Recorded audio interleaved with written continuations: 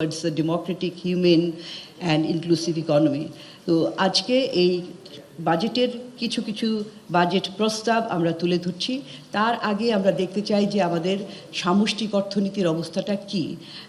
সামষ্টিক অর্থনীতির অবস্থায় দেখবেন যে প্রায় সবগুলি সূচকই কিন্তু চাপের মুখে নিম্নমুখী অবস্থায় রয়েছে, যার কারণে আমরা বলছি যে সামষ্টিক অর্থনীতি দুর্বল অবস্থায় রয়েছে। শুধুমাত্র আমরা দেখছি যে এখানে বৈদেশিক মুদ্রার অবস্থাটা গ্র্যাজুয়ালি ধীরে ধীরে এটা বাড়ছে, অন্যান্য সূচকগুলোতে তেমন একটা উন্নতি দেখা যাচ্ছে না। আর আমরা রেমিটেন্স, বৈদেশিক মুদ্রার বাড়ার একটা অন্যতম কারণ হচ্ছে যে রেমিটেন্সের বৃদ্ধিটা খুব রোবাস্ট।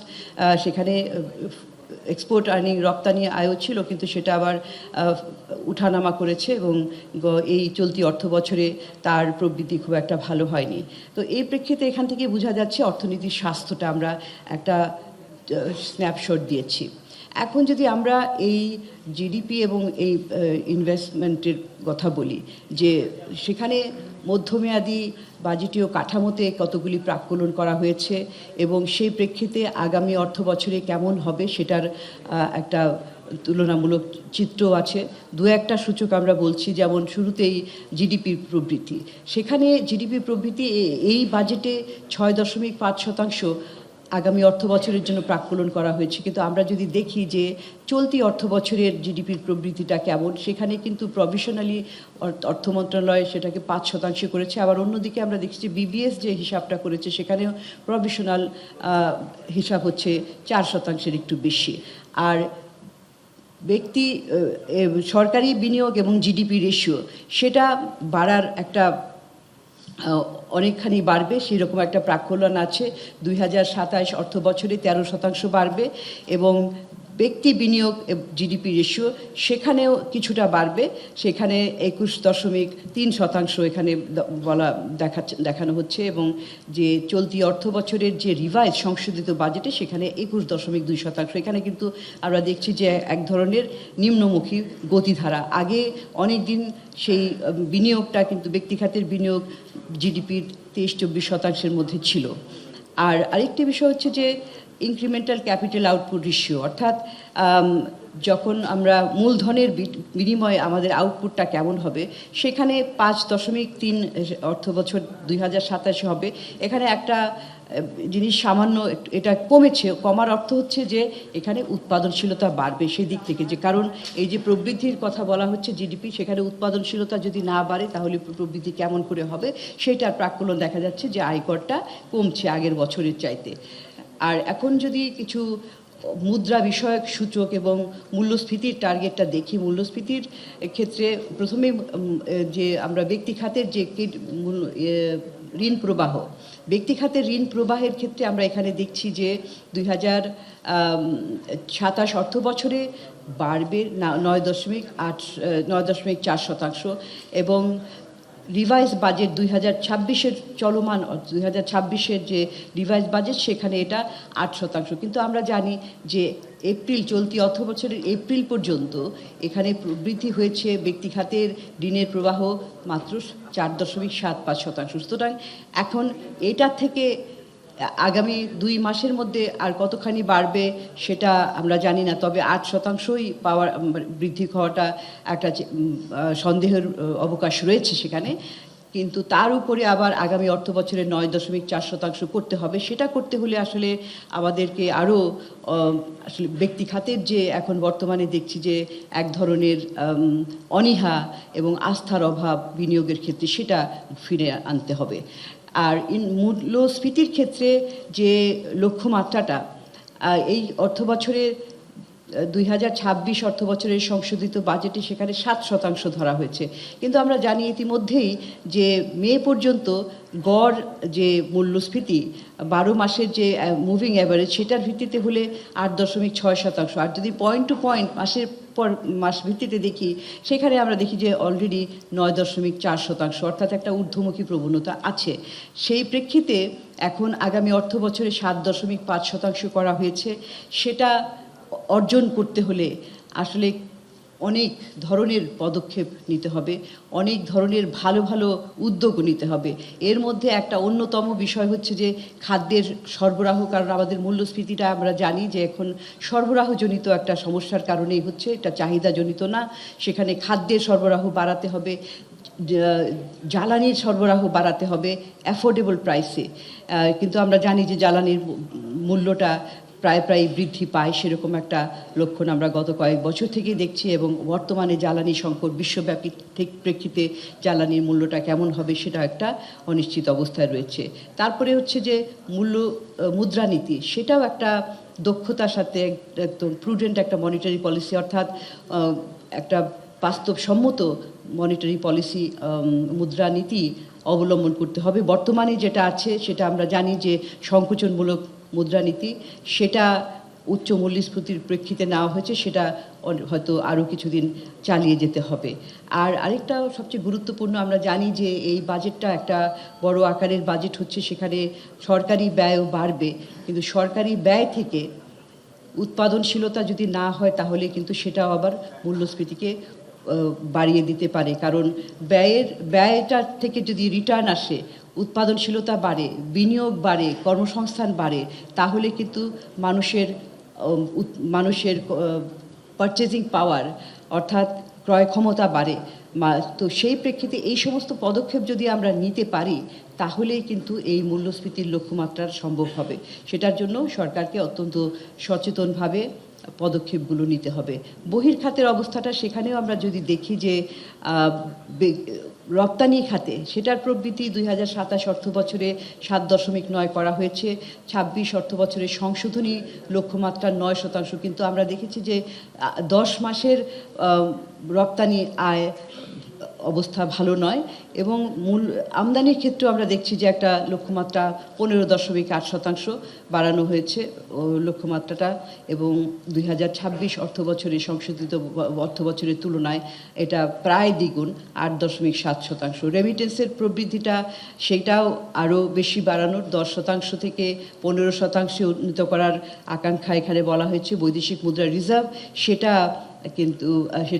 2027-এ 41 বিলিয়নে উন্নীত করার আকাঙ্ক্ষা রয়েছে। 2026-এ বর্তমানের এটার লক্ষ্যমাত্রা 32.7%।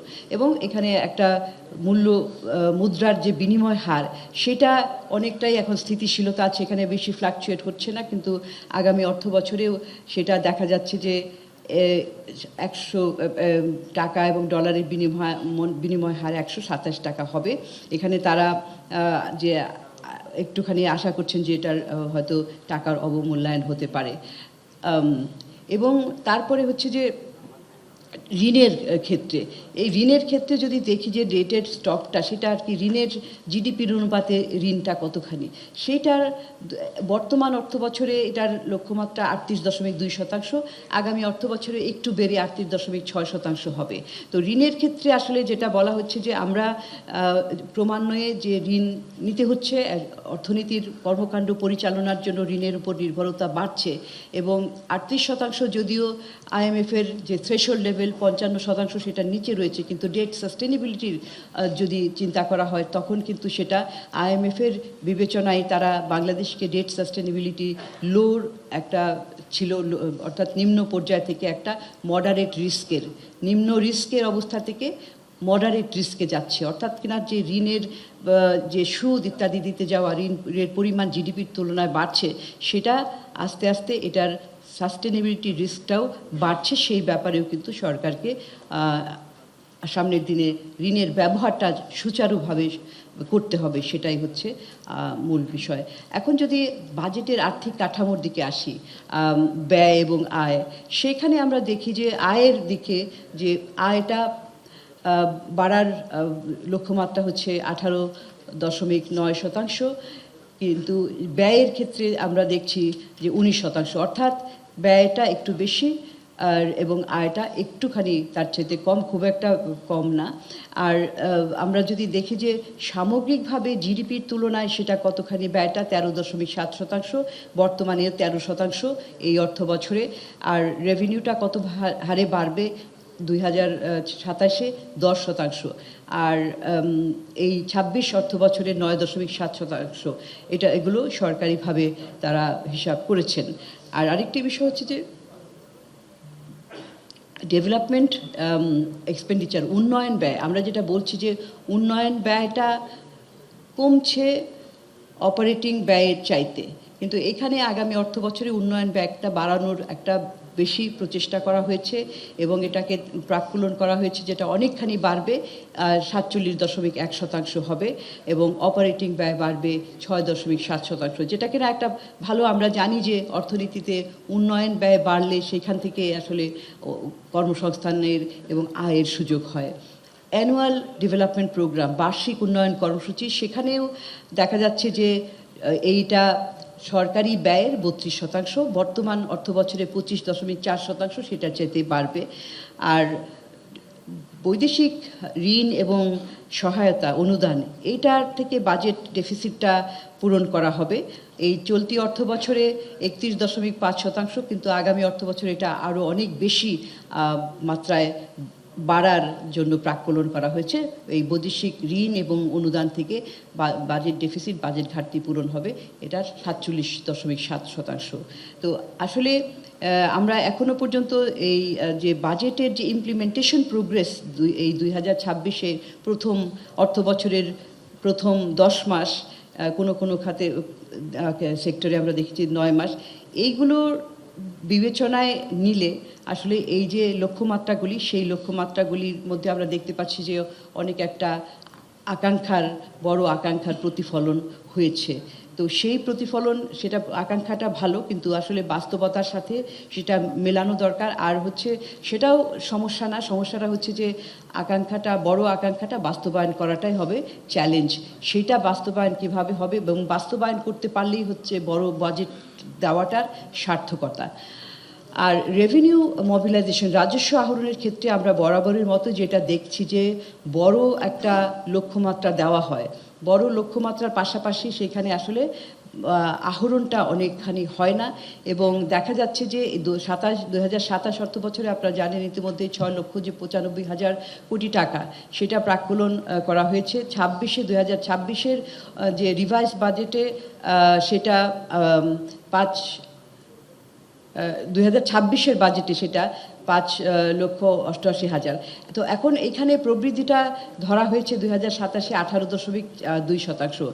আমরা যেটা হিসাব করেছি যে 2026-এর যে আহরণ হওয়ার কথা, আমরা ট্রেন্ড গত অনেক বছরের ট্রেন্ডগুলা দেখে যে অ্যানালিসিসটা আমরা করে থাকি, সেই দিক থেকে দেখা যাচ্ছে যে 4,50,000 কোটি টাকা 2026-এ আহরণ হবে। সেটা যদি হয় তাহলে এই যে 2027-এর জন্য লক্ষ্যমাত্রাটা দেওয়া হলো, সেটা পূরণ করতে হলে বাড়তে হবে 54.4% প্রবৃদ্ধিটা হতে হবে, যেটা বর্তমানে যে সক্ষমতা আছে এনবিআরের, প্রশাসনিক দক্ষতা, অটোমেশনের দক্ষতা, এগুলি যে আছে সেইটার প্রেক্ষিতে, এবং সংস্কার যদি আরও বেগবানভাবে শুরু না করা হয় তাহলে সেই প্রেক্ষিতে এটা আহরণ করা 54% প্রবৃদ্ধি করা কষ্টকর হবে। আর এখানে পাবলিক এক্সপেন্ডিচারের ক্ষেত্রে, অর্থাৎ সরকারি ব্যয় কোন কোন খাতে আছে, সেখানে যদি আমরা দেখি, সেখানে দেখা যাচ্ছে যে আমরা এই স্বাস্থ্য, শিক্ষা এবং প্রযুক্তি এবং সামাজিক সুরক্ষা এবং কল্যাণ, এই খাতেই কিন্তু যে পরিবর্তনটা, সেখানে পরিবর্তনগুলো বেশি হয়েছে, ইতিবাচক। কয়েকটা খাতে কমেছে। আর পাবলিক সার্ভিস সেক্টরের ক্ষেত্রে ফাইন্যান্স ডিভিশন, তাদের একটা বরাদ্দ থাকে বরাবরের মতোই বেশি, এবং আমরা সেখানে এই বছরে ওইরকম একটা ট্রেন্ড দেখছি। আর যেটা সবসময় আলোচিত হচ্ছে যে আমরা বলছি যে অপারেটিং যে অপারেটিং কস্টটা, অর্থাৎ পরিচালন ব্যয়, সেই পরিচালন ব্যয়টা বাড়ছে, এবং পরিচালন ব্যয় এখানে যে প্রাক্কলন করা হয়েছে যে সেগুলোর কোথা থেকে দেওয়া হবে এবং কিভাবে কোন কোন জায়গায় আছে, কোন কোন জায়গায় কতখানি প্রবৃদ্ধি হবে।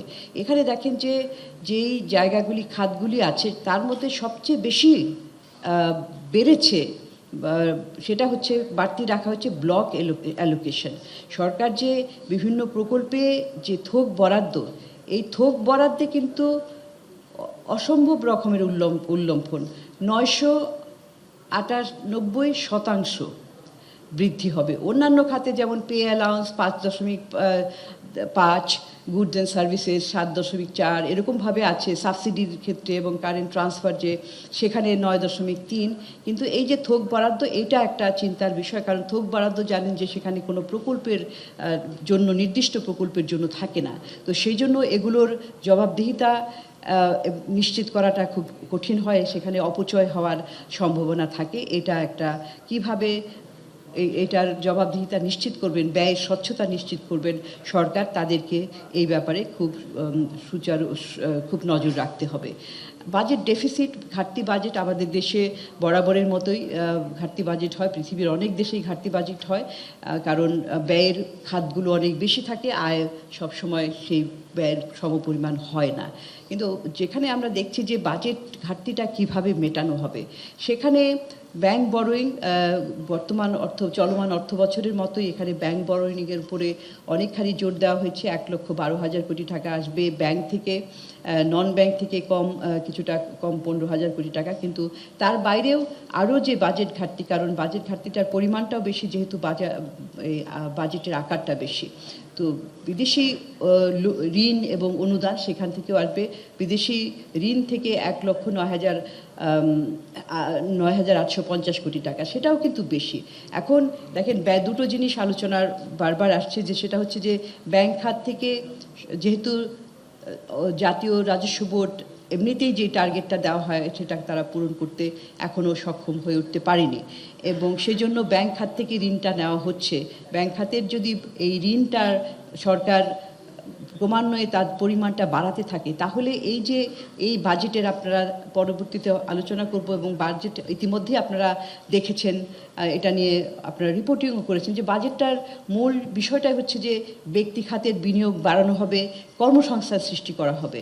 এখন যদি এই ব্যাংক থেকে সরকারি অনেক বেশি পরিমাণে টাকা নিয়ে নেয়, তখন যদি এই ব্যক্তি খাতের বিনিয়োগের জন্য তার ঋণ প্রয়োজন হয়, তখন ঋণের একটা লিকুইডিটির একটা সমস্যা থাকবে, এবং তখন যদি লিকুইডিটির সমস্যা থাকে, তখন কিন্তু ঋণের সুদের হার আরও বেড়ে যাবে। বর্তমানে বেশি সংকোচনমূলক মুদ্রানীতির কারণে যেটা করতে হয়েছে মূল্যস্ফীতি কমানোর জন্য। তো সেখানে একটা চিন্তার বিষয়, সেটা খেয়াল রাখতে হবে। আর হচ্ছে যে বিদেশি ঋণের ক্ষেত্রে, সেটাও দেখেন, ঋণের ঋণ এবং জিডিপির যে রেশিওটা, এটা বাড়ছে, কিন্তু সেটা কোনো চিন্তার কারণ না যদি আমাদের সক্ষমতা থাকে, এবং ঋণ নিয়ে যদি আমরা সেটা উৎপাদনমূলকভাবে স্বচ্ছতার সাথে সেটা ব্যবহার করতে পারি, সেটা থেকে আমরা রিটার্ন পেতে পারি। অর্থাৎ রিটার্নটা কিভাবে? কর্মসংস্থান হবে, মানুষের আয় বাড়বে, ভোগ বাড়বে, কেনাকাটা হবে, অর্থনীতিতে চাঞ্চল্য ফিরে আসবে। সেই রকম যদি না হয়, তাহলে তো ঋণ নিয়ে লাভ নাই। আরেকটা বিষয়, যে ঋণ কিংবা অনুদান, সেগুলো আপনি যদি ভালোভাবে ব্যবহার করতে না পারেন, তাহলে সেটা তো আর বাড়তি পরবর্তীতে পাওয়াটা দুষ্কর হবে, এবং সেটাও কিভাবে সুশাসনের সাথে ব্যয় হচ্ছে, সেটাও কিন্তু দেখার বিষয়। অর্থাৎ আমরা দেখি যে আমাদের পাইপলাইনে অনেক বিদেশি সাহায্য, বিদেশি অনুদান থাকে, আমরা কিন্তু সেটা অ্যাবজর্বও করতে পারি না, ব্যয় করতে পারি না, যেটা আমাদের যে এডিপি বাস্তবায়নের ক্ষেত্রে যে সমস্যা হয়, সেটা একটা গুরুত্বপূর্ণ বিষয়। তো এই বাজেট, এই ডেফিসিট, ঘাটতি বাজেটের যে কাঠামোটা, এই কাঠামোটা নিয়েও কিন্তু সরকারকে খুবই সতর্ক থাকতে হবে। এখন আমরা চলে যাচ্ছি যে বার্ষিক উন্নয়ন কর্মসূচি, সেখানে কয়েকটা বৈশিষ্ট্যের কথা বলবো সংক্ষেপে। সেখানে দেখা যাচ্ছে যে এই যে 2027-এর অর্থ বছরের যে এডিপির আকার 3 লক্ষ কোটি টাকা, তো এই 3 লক্ষ কোটি টাকা, এটা জিডিপির 4.4%। এই চলতি অর্থ বছরের সংশোধিত বাজেটে সেটা 3.3%, সেটা থেকে বেড়েছে। এটা একটা ভালো বিষয়, এবং এটার কারণে যে আমাদের যে অর্থনীতিতে একটা ইতিবাচক প্রভাব পড়বে, সেটা আমরা দেখছি। আর একটু আগে যেটা বললাম, যে এখানে আমরা যে প্রজেক্ট এইড, যেটা কিনা আমরা বিদেশি উৎস থেকেও করে থাকি, প্রজেক্ট এইড, এটার যে মোট এডিপির প্রায় 37%, 36.7%। এই চলতি অর্থ বছরের যে এডিপির এটার প্রজেক্ট এডের যে অনুপাত, সেটার চাইতে একটু কম। যে বিভিন্ন প্রজেক্টে যে কি প্রজেক্টগুলোর যে ফাইন্যান্স হবে। এখন দুইটা প্রকল্প, বড় বড় প্রকল্প, এই দুটো প্রকল্পের খরচটাই হচ্ছে এডিপির 19% উপরে। এই প্রজেক্ট 8 দিয়ে এই দুটো প্রকল্পকে, রূপপুর নিউক্লিয়ার পাওয়ার প্ল্যান্ট, এটা 13.4% প্রজেক্ট 8-এর, আর হচ্ছে যে Dhaka mass rapid transit development project, এটা লাইন 1, এটা হচ্ছে 5.8%। অর্থাৎ আমাদের এখানে এগুলো উন্নয়নমূলক এবং অবকাঠামোগত প্রকল্প, বড় বড় প্রকল্প, সেখানে এইটা সাহায্যটা কাজে ব্যবহৃত হচ্ছে। আর যদি খাতওয়ারি আমরা দেখি এডিপির অ্যালোকেশন, এটা একটা ভালো বিষয় যে আমরা দেখছি যে শিক্ষা এবং স্বাস্থ্য খাত সর্বোচ্চ এডিপির অ্যালোকেশন পেয়েছে পরিমাণ অনুযায়ী, হার অনুযায়ী, সেটা একটা ভালো বিষয়। আর অন্যান্য কতগুলি খাতে আমরা দেখছি যে নেতিবাচক হয়েছে। সো এটা একটা ট্রেন্ড। তো সামগ্রিকভাবে এই ব্যয়ের এই অ্যালোকেশনের কাঠামোটা ইতিবাচক। আরেকটা হচ্ছে যে বিভিন্ন খাতে যে দেওয়া হয় যে এডিপির অ্যালোকেশনগুলো, সেটা মোটামুটি ধারাটা একই রকম রয়েছে। এখানে গত কয়েক বছরের মতোই যে 5টা খাত বেশি বরাদ্দ পেয়ে থাকে তারাই কিন্তু মোট এডিপির 62.8% এখানে যাবে। এবং এখানে আমরা দেখছি যে মোট 5টা খাতের মধ্যে transportation and communication, education, health, power and energy, housing এবং কমিউনিটি অ্যামেনিটিস, এই খাতগুলোতে অনেকগুলো প্রকল্প রয়েছে, বরাদ্দ রয়েছে। আর এখানে যেটা বললাম যে এই স্বাস্থ্য এবং শিক্ষা, তারা এই দুটো খাত টপ 5-এর মধ্যে রয়েছে। একটা জিনিস উল্লেখযোগ্য যে এখানে কৃষি খাতে এডিপির অ্যালোকেশন এটা কমেছে 4.7% থেকে এখন আগামী অর্থ বছরে 3.6% হবে। এটা আমাদের জন্য একটা উদ্বেগজনক বিষয়, কারণ আমরা এই খাদ্য নিরাপত্তার ক্ষেত্রে কৃষি খাতে যথেষ্ট বরাদ্দ দেওয়া প্রয়োজন। কৃষির উৎপাদনশীলতা না হলে আমাদের খাদ্য নিরাপত্তা বিঘ্নিত হতে পারে, হওয়ার সম্ভাবনা সবসময়ই থাকে। সুতরাং এটা একটা হাই প্রায়োরিটি, প্রাধিকার একটা খাত হওয়া উচিত সবসময়। আর প্রকল্পের ব্যাপারে আপনারা জানেন যে এডিপিতে অনেক ধরনের প্রকল্প থাকে এবং প্রকল্পর যে নির্বাচন, প্রকল্পের বাস্তবায়ন, প্রকল্পের যে চলমান থাকে ক্যারি ওভার, এই ধরনের বিভিন্ন ক্যাটাগরির প্রকল্পগুলো থাকে। তো সেখানে এবারও দেখছি যে নতুন প্রকল্প এখানে 1100 মোট প্রকল্প, নতুন না শুধু, মোট প্রকল্প 1108টা প্রকল্প এখানে রয়েছে 2027 অর্থ বছরে, যেটা 2026-এর থেকে একটু বেশি। আর যেটা হচ্ছে যে এখানে কতগুলো বিষয় রয়েছে যে বিশেষ করে দেখেন যে ক্যারি ওভার প্রকল্পগুলো, সেইখানে অনেক চলমান অর্থ বছরে অনেক বেশি, সেটা 17.3%। আর হচ্ছে যে এই অর্থ বছরে একটু কম আগামী অর্থ বছরে। কিন্তু যেটা আগে বললাম যে আমরা বরাদ্দের ক্ষেত্রেও দেখেছি যে থোক বরাদ্দের ক্ষেত্রে কতখানি বেড়েছে, 998% বাড়ছে। এবং এখানে দেখেন যে ব্লক অ্যালোকেশন মোট যে ব্যয়টা তার 20%, আগে ছিল কম, আগে ছিল 9.1%, এখানে 20.4% এই মোট খরচের মধ্যে। তো সুতরাং সেটা একটা চিন্তার বিষয়, আগে বলেছি। আমি দ্রুত এখন প্রকল্পের থেকে অন্যদিকে যাচ্ছি। কয়েকটা জিনিস এখানে গুরুত্বপূর্ণ, সেটা হচ্ছে যে প্রকল্পগুলো যে দেরি হয়, এই দেরির যে হওয়ার যে একটা প্রবণতা, এটা কিন্তু চলছে। এবং এই চিত্রের মধ্যে 2023 অর্থ বছর থেকে 2027 পর্যন্ত যে প্রকল্পগুলি আমরা দেখেছি, সেইখানে কতবার করে পরিবর্তন হয়েছে প্রকল্প, সেটার একটা লিস্ট আছে বছর ওয়াইজ। কিন্তু অ্যাভারেজে আমরা দেখছি যে 996টা বিনিয়োগ প্রকল্প, তাদের গড় বয়স হচ্ছে 5.7 বছর। আর 322টা প্রকল্প এই 976টার মধ্যে, তাদের হচ্ছে গড় বয়স আরও বেশি, তাদের বয়স হচ্ছে 6 থেকে 10 বছর পর্যন্ত। আর 10 বছরের বেশি সময় আছে এরকম প্রকল্প আছে 47টা। সুতরাং এই যে সময় যত লাগতে থাকে তার পাশাপাশি খরচও বাড়তে থাকে। আমরা যে বলি যে প্রকল্প বাস্তবায়ন বিলম্ব হচ্ছে এবং প্রকল্পের খরচও বেড়ে যাচ্ছে, এটা একটা গুরুত্বপূর্ণ বিষয়। আমরা বাজেটের আগে যখন মাননীয় অর্থমন্ত্রী আমাদের সাথে আলোচনা করেছেন বাজেট নিয়ে, তখন তার একটা অন্যতম কিন্তু চিন্তা ছিল এবং আমাদের কাছে যারা প্রফেশনাল বিশেষজ্ঞ তাদের কাছে তার একটা প্রশ্নও ছিল যে কিভাবে এই ইয়েগুলো প্রকল্প সঠিক সময়ে বাস্তবায়ন করা যায়, এই দীর্ঘসূত্রিতাটা কিভাবে বন্ধ করা যায়, সেটার ব্যাপারে কিন্তু তারা খুবই সক্রিয় এবং চিন্তিত এবং অনেক ব্যবস্থা নেওয়ারও পরিকল্পনা করছেন, সেটা আমরা শুনেছি। এখানে যেই মেগা প্রকল্পগুলো, এগুলোর যে কয়েকগুলা লিস্ট আছে, সেগুলোর বাস্তবায়নের চিত্রটা এখানে যে শুরু কবে হয়েছে এবং কিভাবে এটার প্রোগ্রেসটা হচ্ছে এবং শেষ হওয়ার তারিখটা কি ছিল। এখানে কয়েকটা প্রকল্প আবার এটা রিভিশন হয়ে সময়ে বাড়ানো হয়েছে। তো শেষ হওয়ার তালিকার মধ্যে দেখেন এই বছরেও কিন্তু বেশ কয়েকটা আছে যে এই বছরের ডিসেম্বরের মধ্যে বাস্তবায়ন করতে হবে, কিন্তু বাস্তবায়নের অগ্রগতি দেখলে কিন্তু সেটা মনে হয় না সেগুলো এই বছরে পরিপালন সম্পূর্ণ হতে পারবে। এরকম আমরা 20টা প্রকল্প দিয়েছি যেগুলো মেগা প্রকল্প, সেগুলোর বাস্তবায়নের হার। তো সেখানেই হচ্ছে চিন্তার বিষয় যে প্রকল্প বাস্তবায়নের দক্ষতা বৃদ্ধি করাটা খুবই গুরুত্বপূর্ণ।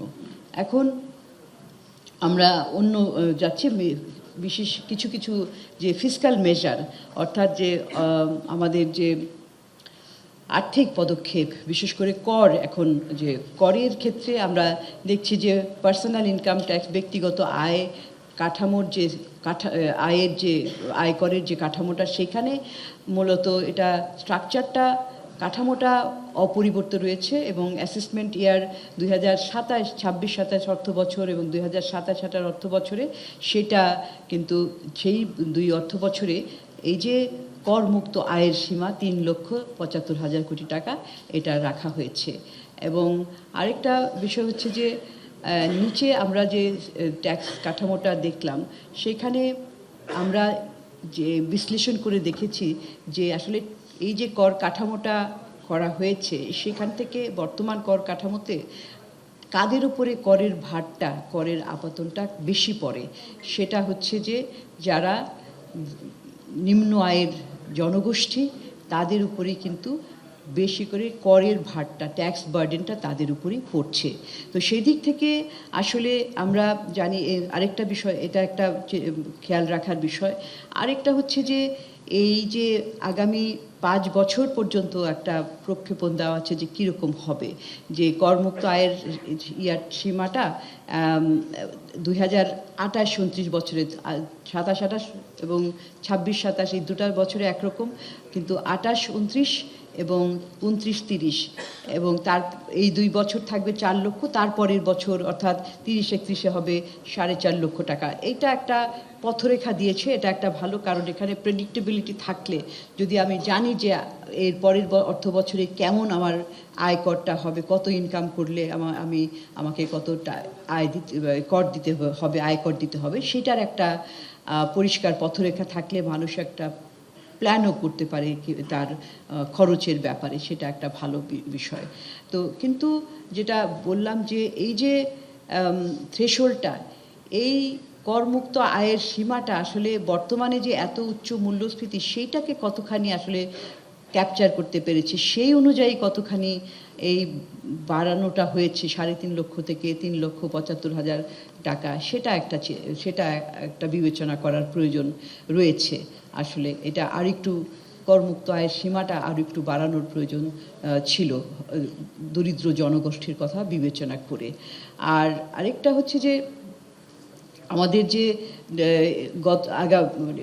যারা উপরের স্ল্যাবে রয়েছে, সেখানে একটা নতুন স্ল্যাব, অর্থাৎ নতুন করের হার 35% করা হবে যাদের ইনকাম 35 লাখের উপরে 2029 সালের পর থেকে, 2 বছর পরে থেকে যাদের আয় 35 লাখের উপরে তারা কিন্তু উচ্চ আয়ের পর্যায়ে যাবে এবং তাদেরকে উচ্চ আয় হিসাবে বিবেচনা করে 35% তাদের উপরে কর আরোপ করা হবে।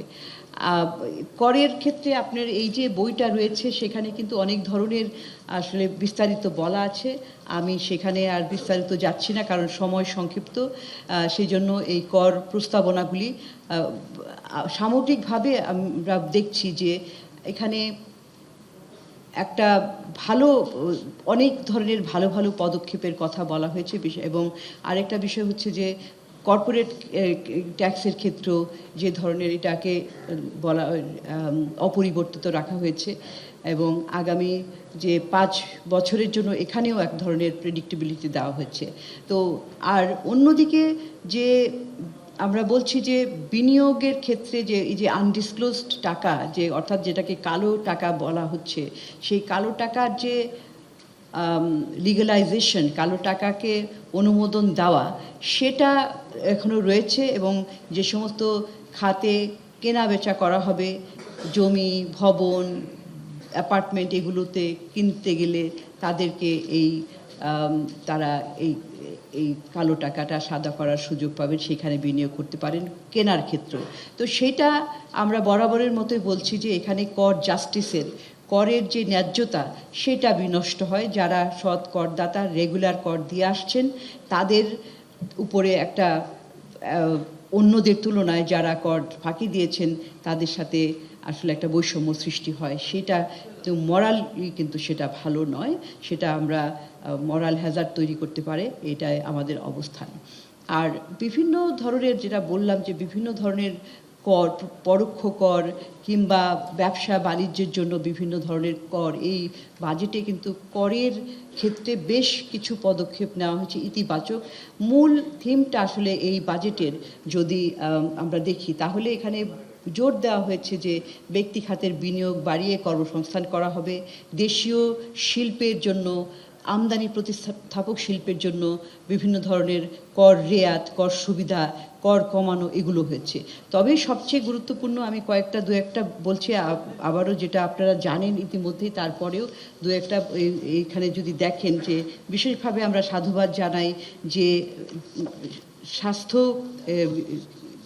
বিশেষ করে স্বাস্থ্যর একটা স্বস্তি দেওয়ার জন্য স্বাস্থ্য খাতে সাধারণ জনগণের, সেখানে যে স্বাস্থ্য খাতে করের ছাড় কিছু কিছু দেওয়া হয়েছে, যেমন কিডনি ডায়ালিসিস, ফিল্টার আমদানিতে এটা যে এখন বর্তমানে 5% ছিল অগ্রিম কর, এটাকে মওকুফ করা হয়েছে। অত্যন্ত ভালো একটা পদক্ষেপ, কারণ অসুস্থ তো ধনী দরিদ্র সর্বশেষে হয়। দরিদ্রদের এই ধরনের একটা অসুস্থতা হলে তাদের কিন্তু আর কোনো ধরনের রোগ সারার, চিকিৎসার কোনো সুযোগ থাকে না।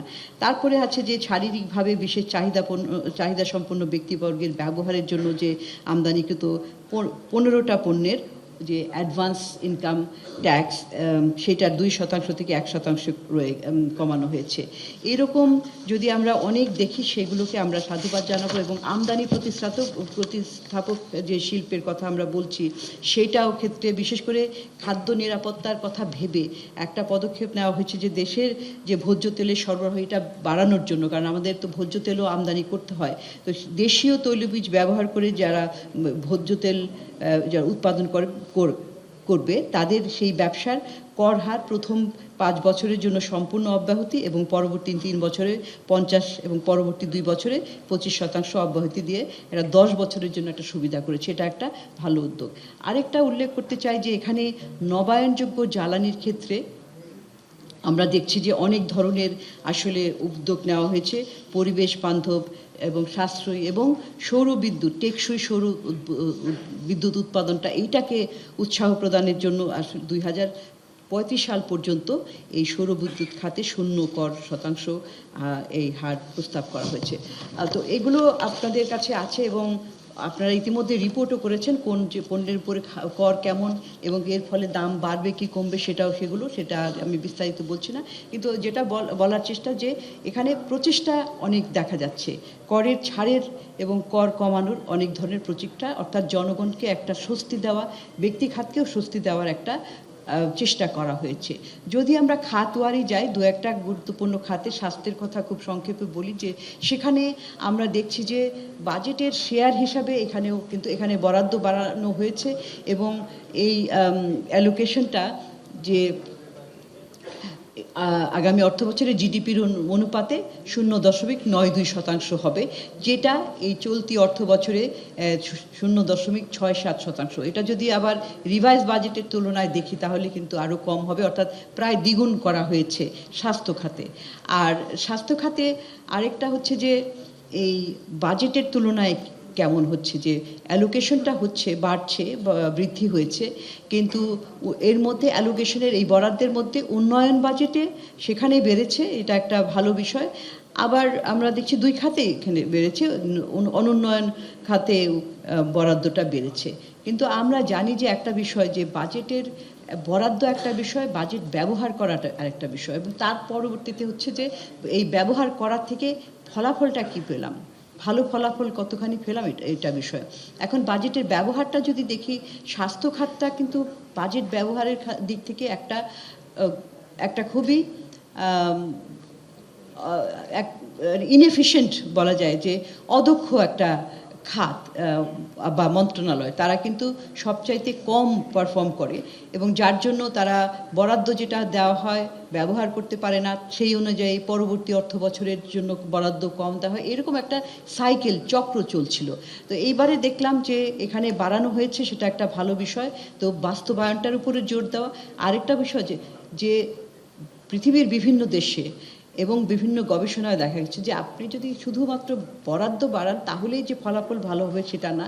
এই বরাদ্দটা যথাযথভাবে জবাবদিহিতার সাথে, মনিটরিংয়ের সাথে পুঙ্খানুপুঙ্খভাবে ব্যবহার হচ্ছে কিনা সেটাই হচ্ছে মূল বিষয়, এবং তখনই আমরা আসল সেবাটা কিংবা আসল ফলাফলটা পাবো, জেনুইন ফলাফলটা। আর এখানে আমি যেটা আপনাদের প্রেজেন্টেশনে আছে, অনেক তুলনা করেছি অন্যান্য দেশের তুলনায় আমরা কোথায় আছি। আমাদের দেশে যে আউট অফ পকেট এক্সপেন্ডিচার, নিজের খরচটাই বেশি হয়, সেটা আমরা দেখেছি। স্বাস্থ্য খাতের ক্ষেত্রে যে বিভিন্ন ধরনের কর প্রস্তাবনা, যে তামাকের উপরে, সেটাও অনেক ইতিবাচক কতগুলি পদক্ষেপ নেওয়া হয়েছে। তবে আমরা সিপিডির পক্ষ থেকে কতগুলি প্রস্তাব ছিল এখানে, এটা আমি বিস্তারিত বলছি না। বরাবরই আমরা এটা প্রেজেন্ট করে থাকি যে এইটা জটিলতাটাকে বিভিন্ন যে টিআরএ ভাগ করে দেওয়া হয়, জটিলতাকে কমানোর জন্য সিম্পলিফাই করার প্রস্তাব করেছিলাম। আর এখন আমি চলে যাচ্ছি শিক্ষা খাতে, সামাজিক নিরাপত্তা খাতে চলে যাচ্ছি। সেটার ক্ষেত্রে যেহেতু সময় নাই, একটা গুরুত্বপূর্ণ বিষয় যে এখানেও বরাদ্দের ক্ষেত্রে আমরা দেখেছি যে বৃদ্ধি পেয়েছে এবং 13.9% বৃদ্ধি হয়েছে এই 2026 অর্থ বছরের তুলনায়। এবং এখানে জানি যে আমাদের অনেক ধরনের সামাজিক সুরক্ষা কর্মসূচি রয়েছে। চলতি অর্থ বছরে 95টা মতো, এখান থেকে কমিয়ে এখানে 90টা করা হয়েছে। কিন্তু একটা জিনিস যে আপনারা জানেন যে বর্তমান সরকারের যে নির্বাচনী ইশতেহার, সেখানে কিন্তু খুব গুরুত্বপূর্ণভাবেই এই সামাজিক খাতটাকে তুলে ধরা হয়েছে, এবং সেখানে তাদের যে একটা যে প্রস্তাবনা এবং যেটা কিনা তাদের সিগনেচার প্রকল্প, অর্থাৎ কিনা সেটা ফ্যামিলি কার্ড, এই ফ্যামিলি কার্ডের সেটা বাজেটের আগেই এটার প্রচলন শুরু হয়েছে, এটার কার্যক্রম শুরু হয়েছে। এবং এখন সেখানে আমরা দেখেছি যে ইতিমধ্যেই যে পাইলট বেসিসে যেই এটা শুরু হয়েছে, পাইলট বেসিসে যাদেরকে দেওয়া হয়েছে 70,759 জন উপকারভোগী এটার সুবিধা পেয়েছেন, এবং অনেকগুলো প্রায় 44টা জেলায় এবং 55টা উপজেলায় সেটা করা হয়েছে। তো এখন এই যে এই 2027 অর্থ বছরে 41 লাখ বেনিফিশিয়ারি উপকারভোগীকে এই ফ্যামিলি কার্ডটার দেওয়া হবে, তাদের কাছে পৌঁছে যাবে। এটার জন্য দরকার হবে 14,500 কোটি টাকা, যেটা কিনা আমাদের যে মোট যে সামাজিক সুরক্ষার জন্য যে ব্যয়টা, সেটার 10% এবং মোট বাজেটের 1.55%। তো এখানে খুবই এটা ইতিবাচক একটা বিষয়, কারণ এখানে যে নারী প্রধান পরিবারগুলোকে, খানাগুলোকে এটার মধ্যে টার্গেট করা হয়েছে, তারাই পাবে। এবং যাদের কোনো জমি নাই, ভূমিহীন পরিবার, যারা দিনমজুর, যারা খুব সংকীর্ণ ভালনারেবল পরিবার সেগুলো রয়েছে, তাদের এই লক্ষ্যমাত্রার মধ্যে রয়েছে, তাদেরকেই এই কর্মসূচির আওতায় আনা হবে। এটার প্রভাবটা খুবই গুরুত্বপূর্ণ এবং এটা দারিদ্র্য কমাতে সহায়তা করবে। সেটা কতখানি দারিদ্র্য কমাতে সহায়তা করবে এটা ডিপেন্ড করবে আসলে তারা কতখানি সুচারুভাবে এটা কর্মসূচিটা বাস্তবায়ন করতে পারবে। নারীর ক্ষমতায়নে সহায়তা করবে এবং আরেকটা হচ্ছে যে এটা যেহেতু ডিজিটাল পদ্ধতিতে পেমেন্টটা হবে, টাকাটা যাবে, এটা একটা ভালো পদক্ষেপ। একটা চ্যালেঞ্জ রয়েছে যে আমাদের এই সামাজিক নিরাপত্তা বেষ্টনীর জন্য যে বরাবরই যে একটা চিন্তা যে যারা এই লিস্টের মধ্যে থাকার কথা, উপকারভোগী হওয়ার কথা, যাদের প্রয়োজন এই ধরনের সাহায্য, তারা লিস্টে থাকে না, আবার যাদের প্রয়োজন নাই তারা সেই লিস্টে থাকে। তো এই যে যেমন এক্সক্লুশন এবং ইনক্লুশন এরর, এইটা ঠিক করাটা এবং সম্পদের যে অপচয়, দুর্নীতি হয়, লিকেজ হয়, সেগুলা এটা করা, তো সেটার জন্য একটা ইনক্লুসিভ অটোমেটেড যে ডেটাবেস তৈরি করা এবং একটা সিঙ্গল রেজিস্ট্রি সিস্টেম, এটা খুবই সায়েন্টিফিকভাবে বিজ্ঞানসম্মতভাবে এটা করতে হবে এবং যাতে কিনা ধীরে ধীরে এটাকে, তো লক্ষ্যমাত্রাটা হচ্ছে যে 2 কোটি পরিবারকে দিতে হবে। সেই 2 কোটি পরিবারকে যখন আমরা আনবো এটার মধ্যে, তাহলে তাদের জন্য প্রয়োজন হবে বছরে 60,000 কোটি টাকা। তো অর্থের সংস্থানও করতে হবে, সেটাও একটা বাজেটের একটা গুরুত্বপূর্ণ জায়গা থাকবে। কিন্তু আসলে এটা দক্ষতার সাথে যদি আসলে দেওয়া যায় তাহলে এটা একটা বড় হবে, বড় সামাজিক সুরক্ষার জন্য একটা বড় ভালো পদক্ষেপ। এবং এখানে আরেকটা বিষয় যে চলমান যে সামাজিক সুরক্ষার প্রকল্পগুলো এবং ফ্যামিলি কার্ড, এগুলোকে আসলে এখন ইন্টিগ্রেটেড করতে হবে। এক ব্যক্তি 2 জায়গা থেকে পাবে না, আবার যারা অন্য প্রোগ্রামগুলিতে পাচ্ছে সেখানে তো আবার ভাতা অনেক পরিমাণটা অনেক কম। সুতরাং এখানে ইন্টিগ্রেশনটা যত দ্রুত করা যায় ততই আসলে খুব ভালো।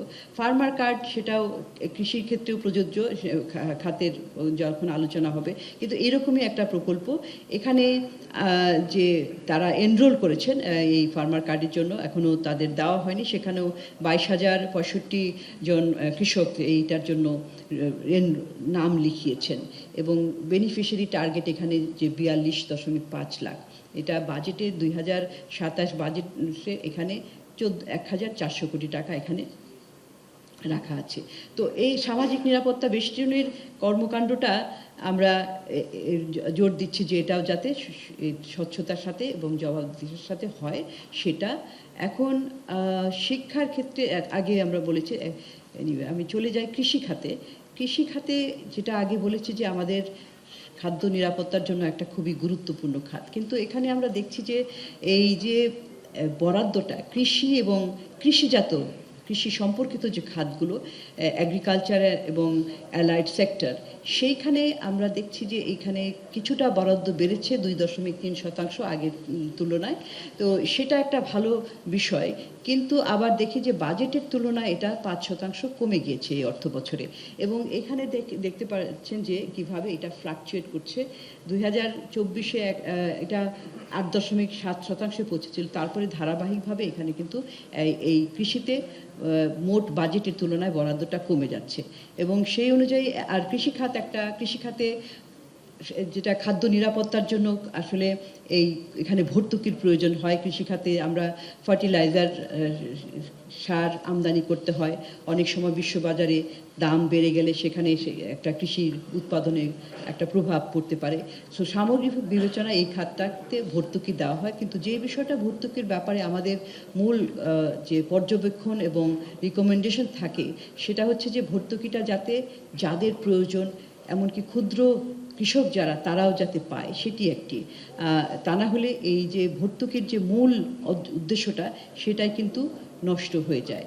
আমি সময় খুব কম, আমি দ্রুত চলে যাচ্ছি। এখানে আমরা এই প্রেজেন্টেশনে দেখবেন যে আসলে এই সরকার তো এই বাজেটটা দিয়েছে, তাদের যে নির্বাচনী ইশতেহারে যে সমস্ত কমিটমেন্ট তারা করেছে, প্রতিশ্রুতি অনেক, প্রায় প্রতিটা ক্ষেত্রেই তাদের সুনির্দিষ্ট প্রতিশ্রুতি আছে বছর অনুযায়ী, খাত অনুযায়ী।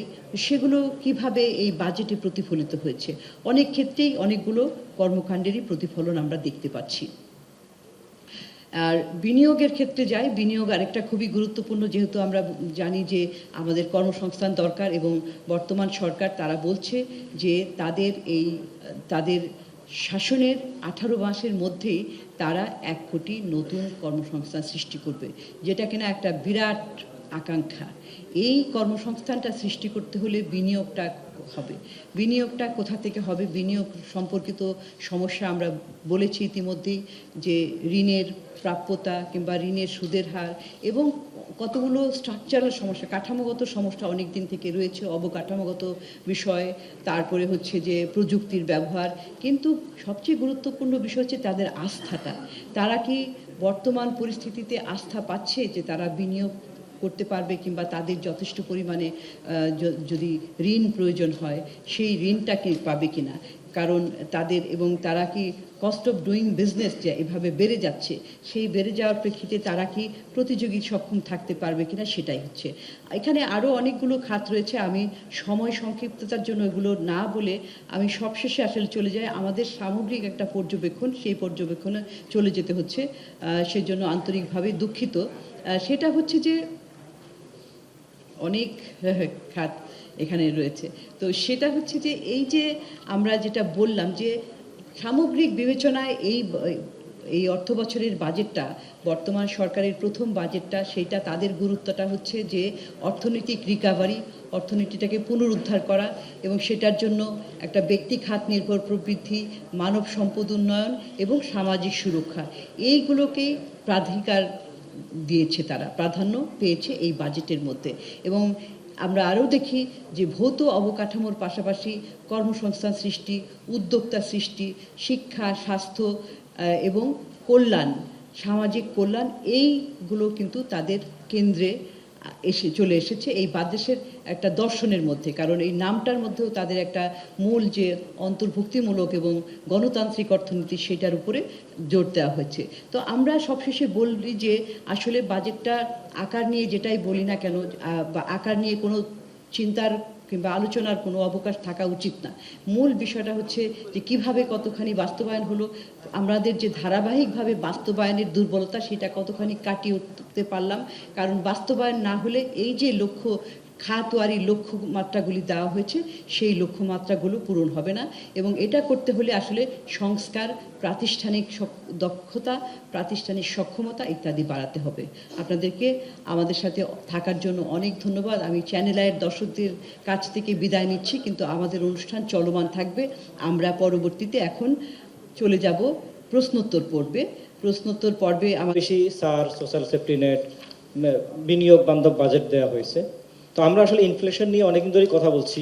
বাংলাদেশে ইনফ্লেশন প্রায় 10%। আপনারা বলে আসছেন যে সরকার ডাটা সঠিক নয় বলে এটা আরও বেশি হইতে পারে ইনফ্লেশন আমাদের। তো এই সময় এসে সরকার যে পরিমাণ ছাড় দিয়েছে বিভিন্ন সেক্টরে, কর ছাড় থেকে শুরু করে ইনভেস্টমেন্টের জন্য ছাড় দিয়েছে, সেক্ষেত্রে ইনফ্লেশন নতুন করে মানে কমার পরিবর্তে বাড়বে কিনা, আবার বিনিয়োগের যে কথা, বিষয়টা আপনি কিভাবে দেখছেন, বা এই বাজেটে সেটার প্রতিফলন দেখছেন কিনা, সামনে এটার চ্যালেঞ্জ বা এর রিফ্লেক্টটা কিরকম আসতে পারে? Thank you so much. প্রায় $10 বিলিয়ন বিদেশি লোন পাওয়ার জন্য যেই রকম সংস্কার দরকার, বাজেটে কি সেরকম সংস্কার প্রজেকশন আছে কিনা, আপনারা কি মূল্যায়ন করছেন? এই পর্যায়ে ইয়েকে দিয়ে বিনিয়োগ এবং কর্মসংস্থান, তামিম আপনি দেন, তারপরে আমি। ধন্যবাদ। আমার মনে হয় যে বিনিয়োগ এবং কর্মসংস্থানের বিষয়টা যে প্রশ্নটা করেছেন, সেটি অবশ্যই যথার্থ প্রশ্ন। আমরাও দেখেছি আমাদের সর্বশেষ যে আইআরবিডি ছিল, সেখানেও আমরা বলেছি যে দুটো দিকেই ঘটছে। একদিকে চাকরি চলে যাচ্ছে, আপনি একটা ইনসিডেন্টের কথা বললেন, এরকম মাল্টিপল ইনসিডেন্ট আমরা শুনেছি, বড় বড় আকারে চাকরি ছাঁটাই হচ্ছে। অন্যদিকে এটা রিফ্লেকশন আপনি আইএলওর মডেল এস্টিমেটও দেখতে পাবেন যে শুধুমাত্র 2025 সাল না, 2026 সালে যে প্রজেকশন করা হয়েছে সেখানে আনএমপ্লয়মেন্ট রেট বাড়ানোর কথা বলা হয়েছে, বিশেষ করে ইউথদের জন্য বলা হয়েছে। দ্বিতীয়ত বিষয়টি হচ্ছে যে নতুন চাকরি হচ্ছে না, এটা তো অবশ্যই সত্যি। ডোমেস্টিক ইনভেস্টমেন্ট এফডিআই দুটোই পড়তির দিকে আছে লাস্ট 2 বছর ধরে বিশেষ করে।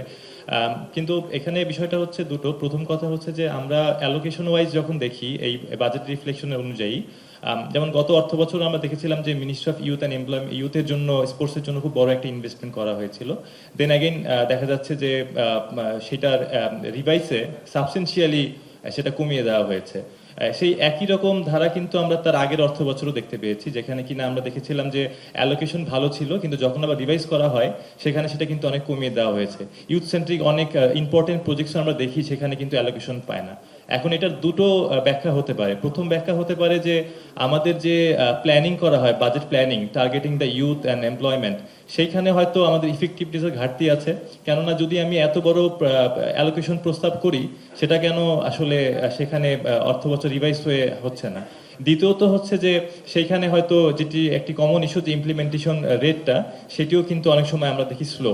যদিও আমরা যেই অর্থ বছর এখন চলছে সেটির সর্বশেষ যে তথ্য, সেখানে মনে আমরা দেখেছি যে মিনিস্ট্রি অফ ইউথের 37% মতো। তো সেখানে যেটা আমরা বলতে চাচ্ছি যে এই বাজেটে অ্যালোকেশন ওয়াইজ কিছুটা বাড়ানো হয়েছে, যদিও মিনিস্ট্রি অফ এমপ্লয়মেন্টের ক্ষেত্রে বাড়ানো হয়েছে, কিন্তু ইউথের ক্ষেত্রে কিছুটা কমানো হয়েছে। কিন্তু প্রথম যে ইস্যুটা এখানে অন্যান্য মন্ত্রণালয়ের মতো ইম্পর্টেন্ট, সেখানে হচ্ছে যে এইটির রিভাইজ বাজেটে গিয়ে সেটির হয় ইমপ্লিমেন্টেশন কম থাকে এবং দেন এটার অ্যালোকেশনও কমে আসে। ফলে শুধু টার্গেটেড মেজার্সের কথা বলা হয়, সেটার ইমপ্লিমেন্টেশন যদি না হয় সেখানে আসবে না। দ্বিতীয়ত ইনভেস্টমেন্টের পয়েন্ট থেকে স্ট্রাকচারাল ব্যারিয়ার্সগুলোর, যেগুলোর কিছুটা রিফ্লেকশন আমরা দেখেছি, যে আমার মনে হয় যে একটা ইজ অফ ডুইং বিজনেসটাকে আরো ভালো করার জন্য বেশ কিছু পদক্ষেপ নেওয়া হয়েছে। কিন্তু কিছু কিছু জায়গায় আমরা দেখি যে অনেক ধরনের প্রণোদনার কথা বলা হচ্ছে, কিন্তু যেটি আপনি রাইটলি বললেন, যেটি কিনা আমাদের জব তৈরির মেইন ইঞ্জিন, একজন সাংবাদিক ভাই প্রশ্ন করলেন যে এসএমই সেক্টর, সেখানে কিন্তু যেখানে বড় ব্যবসা প্রতিষ্ঠানগুলোকে কিছুটা ইনসেনটিভ সুবিধা দেওয়া হলো, সেখানে কিন্তু এসএমই সেন্ট্রিক যে রেগুলেশন যেগুলো বলা হচ্ছে, বিশেষ করে এখনই এসএমই কে কিছুটা মনে হচ্ছে বটম আপ অ্যাপ্রোচে যাওয়া, যে ট্যাক্স বেস বড় করার ক্ষেত্রে এসএমই কে টার্গেট করেই বড় করা, যেখানে আমরা জানি যে আমাদের নিজস্ব গবেষণায় উঠে এসেছে যে ট্যাক্স ইভেশনের পরিমাণ বাংলাদেশে প্রায় 2,26,000 কোটি টাকা হয়েছিল 2022-23 অর্থ বছরে।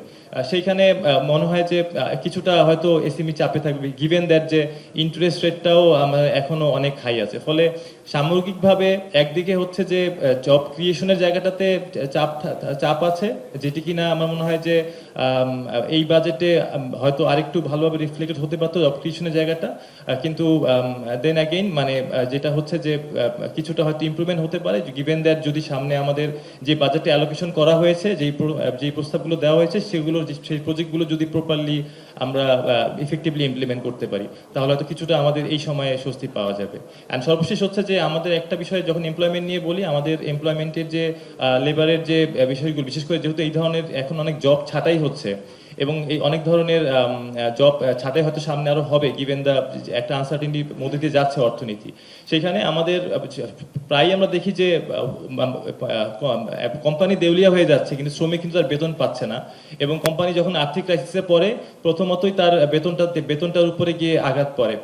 ফলে আমার কাছে মনে হয় যে এই বাজেটে এইরকম একটা প্রিএমটিভ মেজার হয়তো থাকতে পারতো। বিশেষ করে আমরা যেটা প্রপোজ করেছিলাম ওভার দ্য ইয়ার, যে একটা ওয়েজ সিকিউরিটি ইন্স্যুরেন্স ওয়ার্কারদের জন্য, যদি মালিক দেউলিয়া হয়ে যায়, অন্তত শ্রমিক যিনি কিনা শ্রম দিলেন তার যাতে তিনি প্রাপ্য মজুরিটা পান, সেটি নিশ্চিত করার ক্ষেত্রে হয়তো আমার মনে হয় যে একটা স্টেপ এখানে নেওয়া যেতে পারতো। Thank you. অনেক ধন্যবাদ। আমি মুস্তাফিজ ভাইকে বলতে আমি একটু সংশোধন করে যাচ্ছি।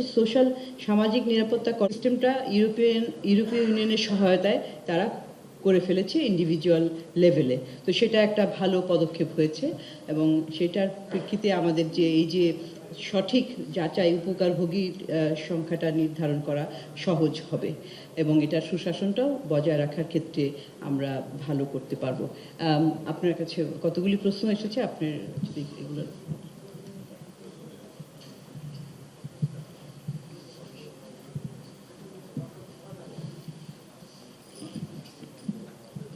ধন্যবাদ আপনারা যারা প্রশ্ন করেছেন, এবং সাংবাদিক বন্ধুরা আপনাদের অব্যাহত সমর্থন সিপিডির প্রতি আপনারা দিয়ে আসছেন, সেজন্য আরেকবার আপনাদেরকে আমাদের ইডির সাথে আমিও আন্তরিক ধন্যবাদ জানাচ্ছি। আমাদের উপস্থাপনা অনেকগুলি বিষয় উঠে এসেছে। আমি প্রথমে কিছু সাধারণ কথা বলতে চাই। এই সরকার একটি জনকল্যাণমুখী রাষ্ট্র বিনির্মাণের প্রতিশ্রুতি নিয়ে, বড় ম্যান্ডেট নিয়ে তারা ক্ষমতায় এসেছেন এবং সেটার বিভিন্ন এলিমেন্ট আছে। একটা অন্তর্ভুক্তিমূলক একটা অর্থনীতি, উচ্চ প্রবৃদ্ধির অর্থনীতি এবং একটা পরিবেশ বান্ধব একটা উন্নয়ন।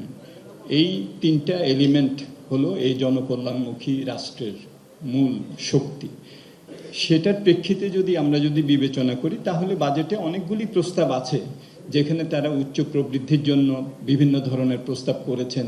সেখানে আমদানি প্রতিস্থাপক শিল্প, রপ্তানিমুখী শিল্প, তাকে সংরক্ষণ দেওয়া, সেখানে বিভিন্ন যে প্রস্তাব করা হয়েছে শুল্কের, সেখানে যখন আমদানি প্রতিস্থাপক শিল্পকে সংরক্ষণ দেওয়ার প্রশ্ন আসছে, সেখানে তারা আমদানি শুল্ক এসডি, এআইটি ইত্যাদি বাড়িয়েছেন। আবার যেখানে রপ্তানিমুখী শিল্পকে তারা প্রণোদিত করতে চেয়েছেন, সেখানে আবার তারা বিভিন্ন শুল্ক হার ইত্যাদি কমিয়েছেন। তো এটা দিয়ে তারা একটা প্রবৃদ্ধির মতো একটা পরিবেশ সৃষ্টি করার চেষ্টা করেছেন। সামাজিক সুরক্ষা এবং অন্যান্য ফ্যামিলি কার্ড ইত্যাদি, কৃষি কার্ড, এগুলো দিয়ে তারা অন্তর্ভুক্তিমূলক যে একটা সম্পদ এবং আয়ের যে পুনর্বন্টন, সেটা করার চেষ্টা করেছেন। এবং পরিবেশ বান্ধব আমরা দেখেছি অনেকগুলি, সেখানে যে ইলেকট্রিক ভেহিকল ইত্যাদি আমদানির উপরে, সোলার প্যানেল ইত্যাদি বেশ কিছু তারা সেখানে প্রস্তাব নিয়েছেন। এখন প্রশ্ন যেটা আসছে সেটা হলো যে এই যে পুনর্বন্টন এবং প্রবৃদ্ধি এবং পরিবেশ বান্ধব উন্নয়ন, এগুলো করতে যেসব প্রস্তাব তারা দিয়েছেন, প্রশ্নটা আসছে যে বাস্তবায়ন সক্ষমতাটা আছে কিনা। আমি এইভাবেই দেখি। প্রথম যে ঝুঁকিটা, সেই ঝুঁকিটা হলো যে তারা একটা প্রাক্কলন করেছেন, যেগুলো আপনারা দেখবেন যে বেসলাইন যেটা তারা ঠিক করেছেন 2025-26, যেটার উপরে ভিত্তি করে প্রবৃদ্ধিটা আসবে সব জায়গায়। সেটা সম্পদ আহরণের কথা বলি, সেটা আমাদের বিনিয়োগের যে প্রবৃদ্ধি সেটার কথা বলি, আমরা ক্রেডিট যেটা প্রাইভেট সেক্টরে ক্রেডিট আপটেক সেটার কথা বলি, রপ্তানি বলি, আমদানি বলি, সব কিছু যে ভিত্তিটা যেটা করা হয়েছে এবং জিডিপি প্রবৃদ্ধি, আমাদের উপস্থাপনায় কিন্তু উঠে এসেছে যে ভিত্তিটাই কিন্তু ঠিক না। এখানেই হলো বাজেটের একটা বড় আমি শৃঙ্খলা, এটা বাস্তবায়ন করতে যে শৃঙ্খলার দরকার হবে, সেখানে কিন্তু একটা দুর্বল এখানে ভিত্তিটার উপরে এখানে প্রাক্কলনগুলি করা হয়েছে। আমাদের রপ্তানি প্রথম 10 মাসে হলো মাইনাস, নেগেটিভ, 1.8% মতো নেগেটিভ। সেখানে আমরা ধরছি যে এবছর আমাদের রপ্তানি হবে 8.7% গ্রোথ। আমাদের ইনফ্লেশন যেখানে অলরেডি আমাদের এখন চলে আসছে এটা 8.5-এর উপরে, সেখানে প্রাক্কলন করা হচ্ছে যে তার নিচে হবে। আমাদের যে বিনিয়োগ সেটার যে প্রাক্কলন করা হয়েছে, আমাদের 5,88,000 কোটি টাকার উপরে 18%-এর একটা গ্রোথ ধরা হয়েছে সম্পদ আহরণের। অথচ আমরা জানি যে এটা আলটিমেটলি এটা দাঁড়িয়ে যাবে হলো এটা 25-30%-এ। সো এই বিষয়গুলো কিন্তু বিবেচনায় নিতে হবে। সুতরাং বাস্তবায়নের যে চ্যালেঞ্জটা, সেই চ্যালেঞ্জটা প্রথম কথা হলো যে ভিত্তিটা ধরা হয়েছে, সেই ভিত্তিটা কিন্তু ধরা হয়েছে যে চতুর্থ কোয়ার্টারে চলমান অর্থ বছরে একটা চাঞ্চল্যকর একটা পরিস্থিতি সৃষ্টি হবে, যখন নাকি আমাদের প্রবৃদ্ধির মাত্রা হঠাৎ করে বেড়ে যাবে, আমাদের ইনফ্লেশনের মাত্রা হঠাৎ করে কমে যাবে, আমাদের প্রাইভেট সেক্টরের যে ক্রেডিট গ্রোথ রেট সেটা হঠাৎ করে বেড়ে যাবে, আমাদের যে সম্পদ আহরণ সেটা হঠাৎ করে বেড়ে যাবে। এই যে প্রাক্কলনটা করা হয়েছে, আমার মনে হয় যে এটা আরও বাস্তবসম্মত করলে বাজেটের শৃঙ্খলাটা আরও ভালো হতো। কারণ পরবর্তীতে কিন্তু দেখা যাবে যখন সেপ্টেম্বরে আমাদের সবগুলি সূচক আসবে এবং আপনাদের হাতেও সবগুলি সূচক চলে আসবে, জুলাই জুন 2025-26, তখন আমরা কিন্তু দেখব রপ্তানি কত প্রবৃদ্ধি হয়েছে, আমদানি কত প্রবৃদ্ধি হয়েছে, রাজস্ব কত আদায় হয়েছে, প্রাইভেট সেক্টরের কত তারা ক্রেডিট আপটেক করেছেন, ইনফ্লেশন অ্যাকচুয়ালি কত হয়েছে, সেটা কিন্তু আমাদের কাছে চলে আসবে। তখন কিন্তু যখন আমরা পেছনে ফিরব এবং এই এখনকার প্রাক্কলনগুলি দেখব, তখন কিন্তু একটা প্রশ্ন এই বাজেটে সামনে চলে আসবে বাস্তবায়নের দিক থেকে, যে ভিত্তিটা তো আমরা ঠিকভাবে প্রাক্কলন করিনি। এটা কিন্তু করা যেত, এবং এটা এই কারণেও করা যেত যে এই সরকার তো দায়ভার তো তাদের না, তাই না? ফোর্থ কোয়ার্টারে হ্যাঁ তারা ফেব্রুয়ারিতে নির্বাচন করে এসেছেন, কিন্তু মার্চ থেকে জুন পর্যন্ত তো বিরাট বৈপ্লবিক পরিবর্তন তো তাদের পক্ষে করা সম্ভব হয় নাই, তাই না? সুতরাং এইটা আগের যে চলমান যেগুলো আছে প্রাতিষ্ঠানিক সক্ষমতা, বিভিন্ন ধরনের দুর্বলতা, এগুলো তারা উত্তরাধিকার হিসেবে পেয়েছেন। তো তাহলে কি ভালো হতো না যে ওগুলো কি স্বীকার করে আমি একটা এমন ভিত্তিটা ঠিকভাবে করলাম বাস্তবসম্মত, যার উপরে ভিত্তি করে আমি আমার প্রবৃদ্ধিগুলোকে আমি ঠিক করলাম। এই জায়গাটা আমি একটা বড় ধরনের তাদের আকাঙ্ক্ষা, তাদের দেশের একটা জনকল্যাণমুখী রাষ্ট্র প্রতিষ্ঠার অঙ্গীকার, এগুলোর সাথে তাদের সাথে সম্মত হয়েও আমি এই বিষয়টার প্রতি বিশেষ দৃষ্টি আকর্ষণ করতে চাচ্ছি।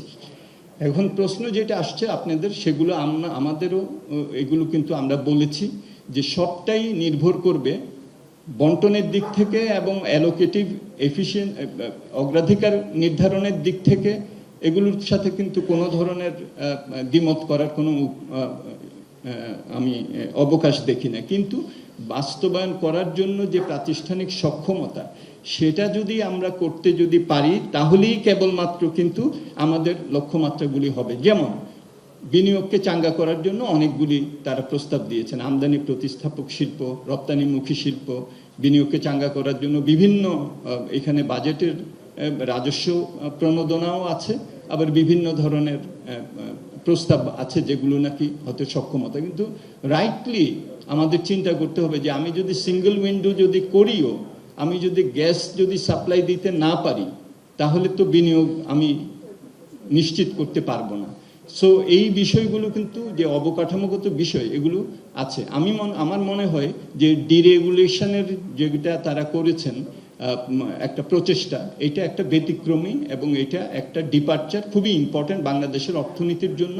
এটা সুদূর প্রসারী একটা ভূমিকা রাখবে, কিন্তু এটার সাথে সাথে এটার সুযোগের সদ্ব্যবহার করার জন্য যে ধরনের প্রাতিষ্ঠানিক সক্ষমতা, যে ধরনের আমাদের অবকাঠামোগত প্রাপ্যতা, গ্যাস বিদ্যুৎ তার মধ্যে একটা, সেগুলো কিন্তু নিশ্চিত করতে হবে। সেগুলো নিশ্চিত করতে গেলে কিন্তু 1 বছর যথেষ্ট সময় না, এটা আমরা বুঝি।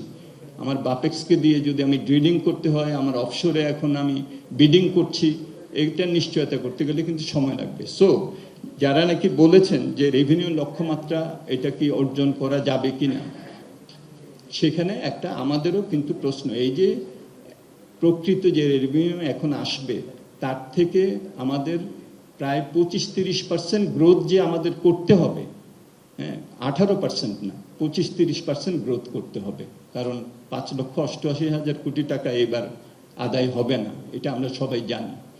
সো এটা যদি করতে হয়, তাহলে ওই যে প্রণোদনা যেগুলো দেয়া হয়েছে আমদানি প্রতিস্থাপক রপ্তানিমুখী শিল্পকে, সেগুলো তো তাহলে এগুলোর সুযোগ নিয়ে বিনিয়োগগুলো আসতে হবে, সেটার জন্য কিছুটা সময় লাগবে। সুতরাং আমাদেরও একটা যেটা মনে হয় যে যে প্রস্তাবগুলি করা হয়েছে এগুলো প্রয়োজন ছিল, কিন্তু এগুলো ব্যক্তিখাত এগুলো সুযোগ নিয়ে এগুলো তারপরে যে তারা বিনিয়োগ করবেন, আয় করবেন এবং সেখান থেকে রেভিনিউ বেশি আসবে, এই যে একটা সমীকরণ, এই সমীকরণটা ফলপ্রসূ হতে আরও কিছু সময় লাগবে। এই বাজেটে 1 বছরে এইটা হওয়ার সম্ভাবনা খুবই কম, খুবই চ্যালেঞ্জিং এটা। সুতরাং এইটা যারা বলেছেন যে সেটা আমার মনে হয় যে সেটা আমাদেরও একটা প্রশ্ন, যে এটার যে রাজস্ব যে সুবিধাগুলি আমরা দিচ্ছি, সেটা ব্যক্তিখাত এটাকে কাজে লাগিয়ে উৎপাদন করে আয় বৃদ্ধি করে তারপরে যে রেভিনিউ কালেকশন, সেটা করতে আরো সময় লাগবে।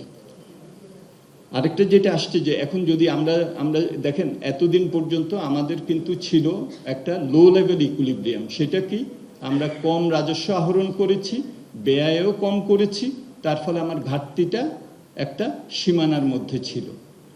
এখন আমাদের মনে হয় যে এই সরকার যথেষ্ট চেষ্টা করবেন যাতে করে ব্যয়টা তারা ঠিক মতো করতে পারেন। এখন ব্যয়টা যদি তারা ঠিক মতো করতে পারেন আর আয়টা যদি কম হয়, তাহলে ব্যাংকের বা বিদেশের উপরে যে ঋণ যেটা আমাদের নিতে হবে, সেইটার চাপটা কিন্তু আরও অনেক বাড়বে। সো টাকা ছাপিয়ে করতে গেলে তো এটার অন্যান্য অর্থনৈতিক নেতিবাচক প্রভাব পড়বে। তাহলে হয় অভ্যন্তরীণ ঋণ বাড়াতে হবে অথবা বৈদেশিক ঋণ। বৈদেশিক ঋণের টার্গেট অলরেডি অনেক বড়, এবং খেয়াল রাখবেন এটা হলো নিট বৈদেশিক ঋণ। হ্যাঁ, সো এটার সাথে আমাদের যে অন্যান্য গ্রস যেটা আছে, যেটা আমাদের গত বছরও আমরা বৈদেশিক ঋণ সার্ভিসিং করেছি হলো $7 বিলিয়ন মতো। তাহলে এই নিটটা কিন্তু হলো ওইটা বাদ দিয়ে, তাহলে এই যে এত বড় একটা এটা প্রাক্কলন করা হয়েছে, এটা তাহলে অর্থনীতিতে এটার একটা আবার সুদ পরিশোধ তো এখনই দেখেন 1,30,000 কোটি টাকার মতো আছে, এটা বেড়ে যাওয়ার একটা আশঙ্কা তাহলে থাকবে। তাহলে এখানে একমাত্র যেটা সেটা হলো যে কিভাবে আমরা রাজস্ব আরো এর মধ্যে রাজস্বটা কতটুকু আমরা বাড়াতে পারি। এখন কয়েকটা কিন্তু এখানে প্রস্তাব দেওয়া হয়েছে। একটা হলো এন্ড টু এন্ড এটা ডিজিটালাইজেশন করা, এটা একটা বলা হয়েছে। কর ছাড় কমানোর কথা বলা হয়েছে, যেটা এই বাজেটে কিন্তু খুব একটা সেটা বাস্তবায়ন করা সম্ভব হয় নাই। তারপরে বলা হয়েছে যে বিভিন্ন ধরনের যে আমাদের কর ফাঁকি এগুলো কম করা হবে। সো এগুলো প্রাতিষ্ঠানিক সক্ষমতার বিষয় আছে। সো আমার মনে হয় যে কাঠামোগত দিক থেকে বাজেটের অগ্রাধিকার নির্ধারণ, সম্পদ বন্টন, শুল্ক নীতিমালা, রাজস্ব নীতিমালা এগুলো সব ভালো আছে, কিন্তু এইটার ফলাফল পেতে আরো একটু সময় লাগবে, এবং এটা প্রাতিষ্ঠানিক সক্ষমতা এবং বাস্তবায়ন সক্ষমতার উপর নির্ভর করবে। দেখেন একটা এক্সাম্পল দিই, এখানে আমাদের প্রেজেন্টেশনে এটি বলেছেন, যেমন আমাদের স্বাস্থ্য খাতে এখানে আমাদের যে প্রকৃত যে আমরা এটা ব্যয় করি এবং তা আমাদের এইবারের যে অ্যালোকেশন হয়েছে এটা তো দ্বিগুণ তিন গুণের বেশি। তো তাহলে আমরা প্রাতিষ্ঠানিক সক্ষমতা কতটুকু আমরা বাড়াতে পারবো যাতে করে এই টাকাটা ব্যবহার করা হয় এবং গুড ভ্যালু ফর মানি আমরা পেতে পারি, তাই না? তাহলে তো প্রাতিষ্ঠানিক সক্ষমতা এবং সংস্কার এই বিষয়গুলোর দিকে আরো বেশি নজর দেওয়ার দরকার ছিল। বাজেটে কিন্তু সেই জায়গাটাতে আমার মনে হয় যে খুব বেশি বলা হয় নাই। হয়তো তাদের অন্যান্য পরিকল্পনা আছে, কারণ রাজস্ব বাজেট তো সবকিছু বলে না, অর্থনৈতিক ব্যবস্থাপনার সাথে এটা জড়িত যে প্রাতিষ্ঠানিক সক্ষমতা কিভাবে আমরা কাজে লাগাতে পারবো, সেটা বাজেটের হয়তো সরাসরি না, কিন্তু বাজেটকে ভালোভাবে বাস্তবায়ন করতে গেলে খুবই এটা প্রয়োজন পড়বে।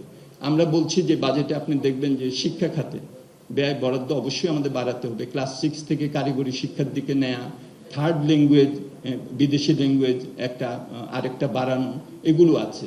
তো এগুলো করতে গেলে তো আমাদের ওই ধরনের প্রশিক্ষক দরকার হবে, ওই ধরনের সক্ষমতা আমাদের শিক্ষা ব্যবস্থায় নিতে হবে। এগুলো কি এইবারই আমরা এক বছরেই কি সব করে ফেলতে পারবো? তা তো না। সুতরাং সমস্যার জায়গাটা হলো যেটা, সেটা হলো যে এটাকে যদি বাস্তবসম্মতভাবে ভিত্তিটা করা হতো এবং একটা পথরেখা দেয়া হতো যে এই সময়ের মধ্যে আমরা এগুলো আমরা অ্যাড্রেস করে তারপরে আমরা এই ঈপ্সিত যে আমার রেভিনিউ জেনারেশন, ইনফ্লেশন কমানো, এইটা মিডিয়াম টার্ম বাজেটারি ফ্রেমওয়ার্কে কিছু কিছু ধারণা দেয়া হয়েছে, তার কিন্তু সেটার সাথে আবার এখানকার যে এই বছরের যেটা সেটা সামঞ্জস্য অনেক ক্ষেত্রেই আমরা কিন্তু করতে পারিনি। সো এই জায়গাটাতে আরেকটা বিষয় এসেছে যে শুধু কি বড়দেরকে ছাড় দেওয়া হলো কিনা এবং এসএমইদের উপরে কোনো বাড়তি চাপ হচ্ছে কিনা। এখানেও কিন্তু বিভিন্ন প্রস্তাব এসএমইদের জন্য আছে, বন্ডের দিক থেকে শুরু করে ব্যাংক গ্যারেন্টি দিলে তাদের যে শুল্ক ছাড় এগুলো দিয়ে তাদেরকে বৈদেশিক বাজারের সাথে সম্পৃক্ত করা, এইসব বিষয়গুলোও কিন্তু আছে। সুতরাং এটা কেবলমাত্র আমি যেটা প্রস্তাবগুলি দেখেছি যে এটা এসএমই দেরকে বাদ দেওয়া হয়েছে এবং বড় যারা বিনিয়োগকারী তাদেরকেই দেওয়া হয়েছে, সেটা আমার মনে হয় নাই। তবে যেটা চিন্তায় রাখতে হবে যে এসএমইদের যে বিশেষ কিছু অসুবিধা আছে, হ্যাঁ, সেখানে কিন্তু ওই যে এসএমই ফাউন্ডেশনের কথা বলা হয়েছে এবং অন্যান্য স্টার্ট আপ ফান্ড আমাদের যারা তরুণ আছে তাদের জন্য তারা যাতে স্বকর্মসংস্থান করতে পারে, সেখানে ফ্রিল্যান্সার থেকে শুরু করে অন্যান্যদের জন্য বিভিন্ন সুযোগ সুবিধার কথা বলা হয়েছে।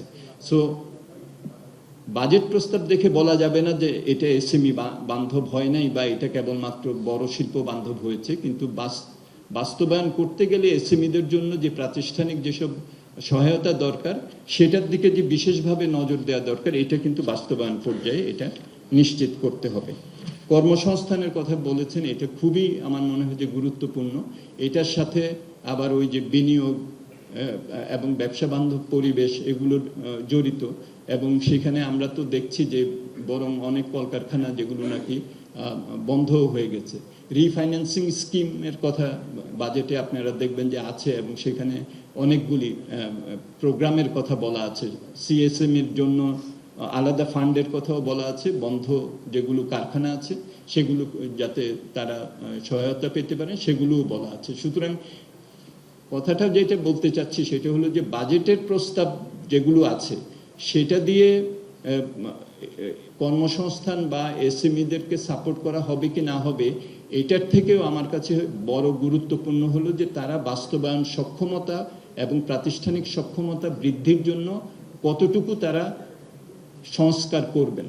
এই সংস্কারের বিষয়টা কিন্তু খুব বড়ভাবে আসেনি, কিন্তু হয়তো তারা বলবেন যে সামষ্টিক অর্থনৈতিক ব্যবস্থাপনার দৃষ্টিভঙ্গি থেকে আমরা এগুলো করব, বাজেট হয়তো সেখানে হয়তো বাজেটে হয়তো বিস্তারিতভাবে এগুলো বলার সুযোগ ছিল না। আর কর্মসংস্থানের দিকে আরেকটা আমি যেটা দৃষ্টি আকর্ষণ করতে চাই সেটা হলো যে এটা আমাদের রেমিটেন্স তো আমাদের এখন একটা খুব বড় একটা আমাদের সেভিয়ার হিসেবে আবির্ভূত হয়েছে। এই জায়গাটাতে আমরা কিভাবে আরো ভালোভাবে আমরা দক্ষ শ্রমিক পাঠাতে পারি। খেয়াল করেন আমাদের 22-23 লাখের মতো প্রতি বছর আসে, গত 5 বছরে আমাদের প্রতি বছর বাইরে 10 লাখের গড়ে গিয়েছেন। সো শ্রমবাজারের উপরে কিন্তু এটার একটা বিরাট প্রভাব আছে।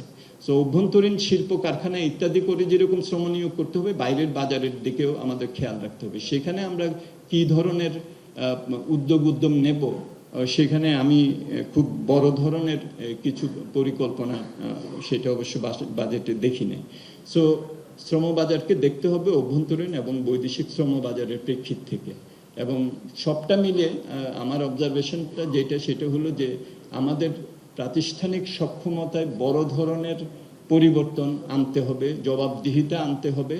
আমাদের এই যে এডিপি যেগুলো আমরা এখন বাস্তবায়ন করছি, এটা আমরা সুশাসনের সাথে বাস্তবায়ন করা, সাশ্রয়ীভাবে বাস্তবায়ন করা, সময় মতো বাস্তবায়ন করা, এগুলোর জন্য জবাবদিহিতা নিশ্চিত করা।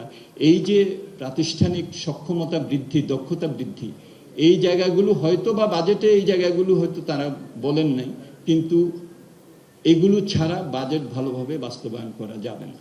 সো এই দিকটার প্রতি আমার মনে হয় যে আমাদের যারা বাজেট প্রণয়ন করেছেন এবং যারা এগুলির সাথে জড়িত তাদেরকে এবং অন্য মন্ত্রণালয়ে তাদেরকে কোঅর্ডিনেটেডভাবে কাজ করার একটা প্রয়োজনীয়তা এখানে দেখা দিচ্ছে। আর আরেকটা ছিল একটা ইনফরমাল সেক্টরে যারা আছেন তাদের জন্য বোধহয় একটা স্কিম, এটাকে ইন্স্যুরেন্স স্কিম বা পেনশন স্কিম এই জাতীয় কি একটা প্রস্তাব করা হয়েছে দেখলাম ইনফরমাল সেক্টরে। একটু দেখে নিতে পারেন যিনি এই প্রশ্নটা করেছিলেন।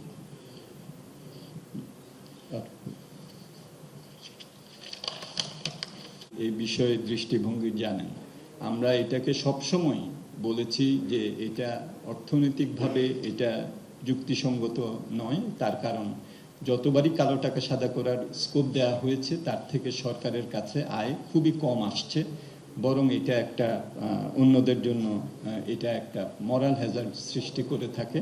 সেই জন্য আমরা বলেছি যে এটা অর্থনৈতিকভাবে এটা যুক্তিসঙ্গত না, এটা নৈতিকভাবেও এটা কাম্য না।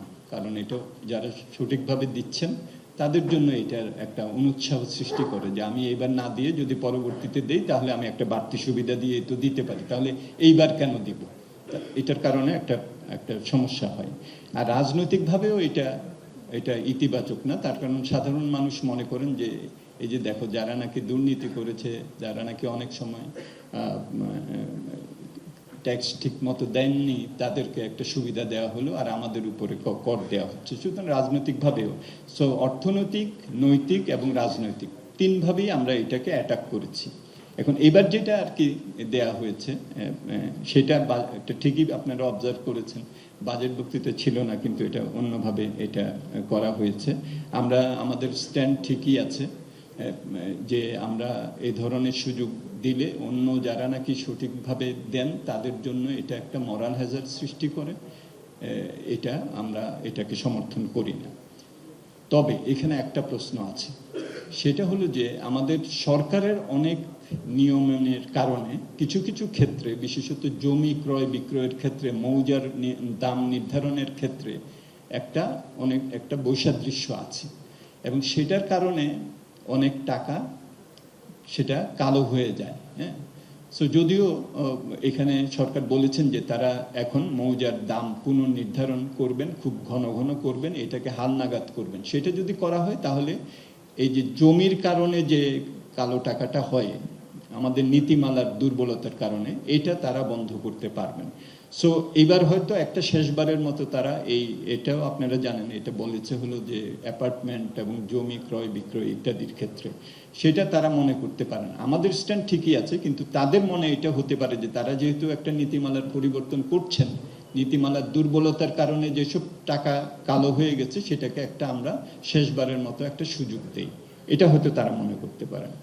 আর বিদেশি ঋণের কথা যেটা রিফায়েত বলেছেন, আমার মনে হয় যে সেটা ঠিকই আছে। দেখেন, মার্কিন যুক্তরাষ্ট্র বা জাপান আমরা বলি, এবং আমরা বলি যে তাদের জিডিপির পার্সেন্টেজ হিসাবে তাদের তো অনেক বেশি, আমাদের তো জিডিপির পার্সেন্টেজ হিসাবে আমাদের তো বৈদেশিক ঋণ এটা তো খুব বেশি না।